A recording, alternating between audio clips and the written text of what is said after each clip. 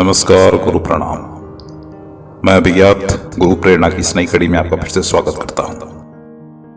क्यों डरते हो तुम?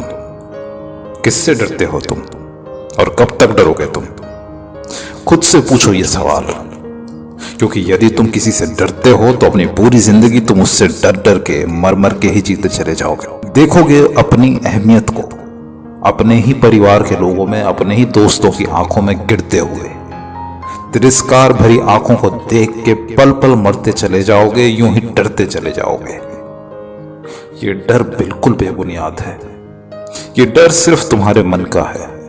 मन आशंकाओं को पैदा करता है और डर को पैदा करता है। तुम डरते हो खुद को बचाने के लिए, लेकिन खुद को बचाने का सबसे अच्छा तरीका सामने वाले पे हमला करना है। डर के छुपना नहीं। जितना छुपते जाओगे डर उतना बढ़ता चला जाएगा, क्योंकि डर सहारा ढूंढता है, आसरा ढूंढता है। बिना सहारे के डर खड़ा हो ही नहीं सकता।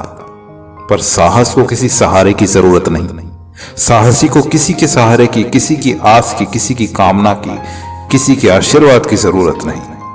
वो अपने आप साहसी है और उसकी साहस को देख के हजारों हजारों आशीर्वाद उसके पास अपने आप ही चले आते हैं। उठा के देख लो हजारों सालों का इतिहास। कौन सा काव्य लिखा गया है किसी डरपोक के ऊपर? कहां व्याख्या की गई है किसी डरपोक की? और जहां व्याख्या की गई है वो व्यंग्यात्मक व्याख्या की गई है। हर भयभीत होने वाले पात्र को कमजोर और कुचला हुआ ही दिखाया गया है। और आज के पात्र के साथ भी यही होता है। जो भयभीत है, ये समाज, ये दुनिया, ये सब उसे कुचलते चले जाते हैं। हर क्षण कुचलते चले जाते हैं। और इंसान की हालत ये हो जाती है कि धीरे धीरे उसे कुचलने की आदत पड़ जाती है। जो भी उसे कुचलता है वो उसे स्वीकार करता चला जाता है, उसे ही आत्मसात करता चला जाता है और खुद की नजरों में ही खुद को गिराता चला जाता है। और एक वक्त ऐसा भी आता है जब उसे खुद उठना बड़ा मुश्किल हो जाता है। और याद रखना कि जीवन में जब कोई उठता नहीं तो वो खत्म ही हो जाता है। आज शीशे के सामने खड़े हो और नजरें मिलाओ खुद से और पूछो तुम्हें किससे डर है? आखिर वो तुम्हारा बिगाड़ क्या लेगा? आखिर वो तुम्हारा क्या खराब कर देगा? और क्या तुम में इतनी भी हिम्मत नहीं कि उसकी आंखों में आंखें डाल के अपने डर को दूर करके उससे अपने लिए, सिर्फ खुद के लिए लड़ सको? याद रखो, जो इंसान खुद के लिए नहीं लड़ सकता, दुनिया में कोई उसके लिए नहीं लड़ सकता।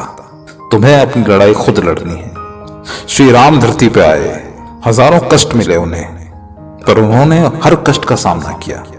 महाभारत के युद्ध हुए, रक्त ने रक्त को काटा, पर पीछे हटे नहीं। धर्म के लिए लड़े, मरे, कटे, और आज उनकी गाथाएं इतिहास में अमर हैं। हर इंसान की जुबान पे आज भी उनकी गाथाएं शोभा पाती हैं। हो सकता है कि तुम उतने महान ना बन पाओ, हो सकता है कि तुम उतने निडर ना बन पाओ, हो सकता है कि तुम वो ना पा पाओ जितना उन्होंने पा लिया, पर कम से कम इतना तो पा सकते हो कि जब शीशे में खुद को देखो तो नजर ना चुरानी पड़े।